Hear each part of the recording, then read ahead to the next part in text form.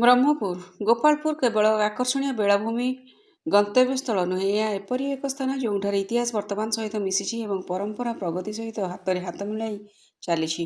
ଆମର ଉପକୂଳ କେବଳ ଏକ ଭୌଗୋଳିକ ସୀମା ନୁହେଁ, ବରଂ ଜୀବିକା ଏବଂ ଆକାଂକ୍ଷାର ପ୍ରତୀକ।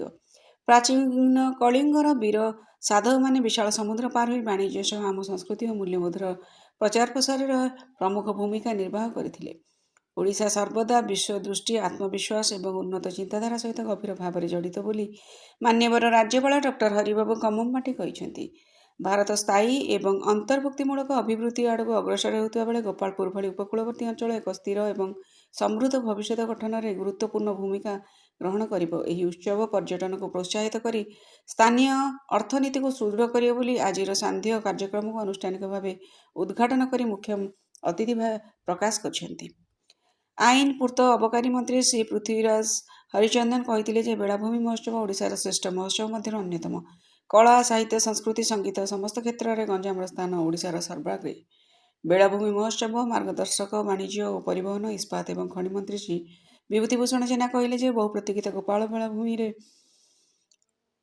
ମହୋତ୍ସବକୁ କେବଳ ଓଡ଼ିଶା ନୁହେଁ, ଦେଶ ତଥା ବିଦେଶର ପର୍ଯ୍ୟଟକଙ୍କୁ ଆକର୍ଷିତ କରିବା ପାଇଁ ଭାରତବର୍ଷର ସର୍ବୋତ୍ତମ କଳା ସଂସ୍କୃତି, ଅନନ୍ୟ ସମୁଦ୍ର ଆଳତୀ, ବେଳାଭୂମି କ୍ରୀଡ଼ା, ପଲ୍ଲିଶ୍ରୀ ମେଳା, ଖାଦି ମେଳାର ଆୟୋଜନ କରାଯାଇଛି। ମତ୍ସ୍ୟ ଓ ପ୍ରାଣୀ ସମ୍ପଦ ମନ୍ତ୍ରୀ ଏବଂ ସୂକ୍ଷ୍ମ, କ୍ଷୁଦ୍ର ଓ ମଧ୍ୟମ ଉଦ୍ୟୋଗ ମନ୍ତ୍ରୀ ଶ୍ରୀ ଗୋକୁଳାନନ୍ଦ ମଲ୍ଲିକ ଗଞ୍ଜାମ ଓ ଗୋପାଳପୁରର ସାମାଜିକ ଓ ଐତିହାସିକ ପୃଷ୍ଠଭୂମି ସମ୍ପର୍କେ ଆଲୋକପାତ କରିଥିଲେ।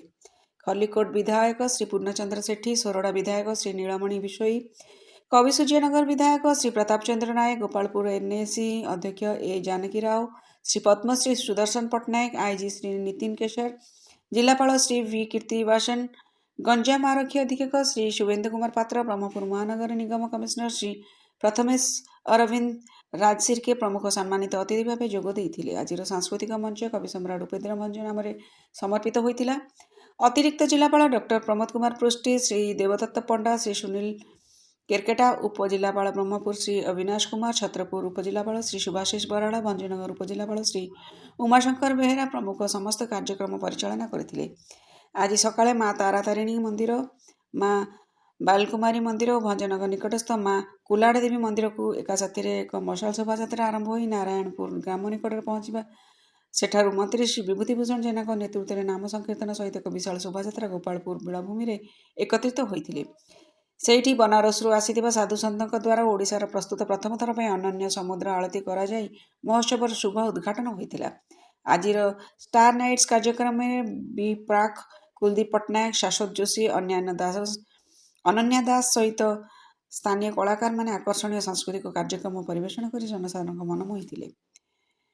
ବଡ଼ କୁଶଳସ୍ଥଳୀ ସ୍ଥିତ ନରେନ୍ଦ୍ରପୁର କଳା ବିକାଶ କେନ୍ଦ୍ରରେ କଳାକାରଙ୍କ ଦ୍ୱାରା ରଣପା ନୃତ୍ୟ ପରିବେଷଣ ସହ ସାଂସ୍କୃତିକ କାର୍ଯ୍ୟକ୍ରମର ଶୁଭାରମ୍ଭ ହୋଇଥିଲା।